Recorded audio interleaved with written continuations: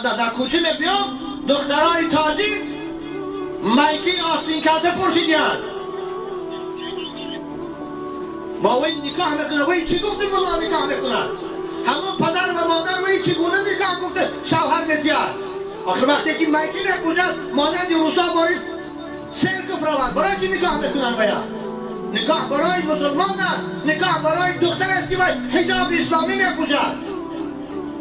پدر و مادران که دختراتان مایکی میپوشن شما نکاح نکنید ویا والله نکاحشان نکاح نیست.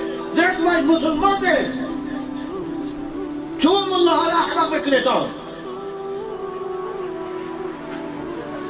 ما پیش بازار کارون اکثری دختره که در کوچه نشسته دادن مایکه داره. پیشترم کرسی آستین کرده بود یک روی مالچه در سرش بود. امروز مایکی از بالای کیفش آستین ندارد. یا الله